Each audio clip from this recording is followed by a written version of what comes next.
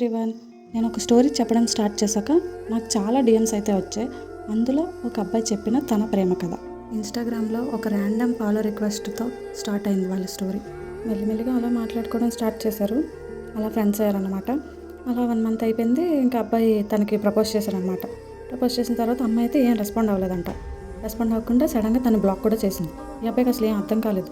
ఏంటి ఏం చెప్పకుండా బ్లాక్ చేసింది, అనవసరంగా చెప్పానేమో, కనీసం ఫ్రెండ్స్కైనా ఉంటామేమో అనుకొని అయినా సరే తన కోసం అలా వెయిట్ చేశాడు. సడన్గా 2 డేస్ తర్వాత తనే మెసేజ్ చేసిందంట.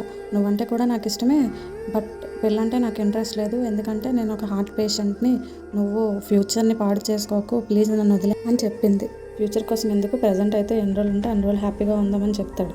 సరే అని చెప్తుంది అమ్మాయి. కానీ ఈ అబ్బాయి ఎన్నిసార్లు ప్రపోజ్ చేసినా ఆ అమ్మాయి మాత్రం అస్సలు రెస్పాండ్ అవ్వదు. సర్లే ఎప్పుడోకప్పుడు తినే నా ప్రేమను అర్థం చేసుకుంటుందిలే అని చెప్పి, ఇప్పుడు అయితే నాతో ఉంది కదని చెప్పి ఈ అబ్బాయి కూడా అలా ఉన్నాడు. ఇద్దరు బాగున్నారు. అప్పుడు సడన్గా ఒకరోజు ఈ అమ్మాయి అయితే కలుద్దామని అడుగుతుంది అనమాట. కలుద్దామన్న వెంటనే ఈ అబ్బాయి లేట్ చేయకుండా తన దగ్గరికి వెళ్ళాడంట. వెళ్ళిన తర్వాత ఇద్దరు హ్యాపీగా షాపింగ్ అది చేసి తర్వాత అమ్మాయిని ఇంటి దగ్గర డ్రాప్ చేసి ఒక 1 వీక్ ఇక్కడే స్టే చేద్దాం, అప్పుడప్పుడు సర్ప్రైజ్ ఇవ్వచ్చు దానికి అని అనుకున్నాడు. దీని ఇంటికి వెళ్ళిన తర్వాత నుంచి అసలు ఫోన్ లేదు, మెసేజ్ లేదు. ఈ అబ్బాయికి ఏం చేయాలో కూడా అర్థం కాలేదు.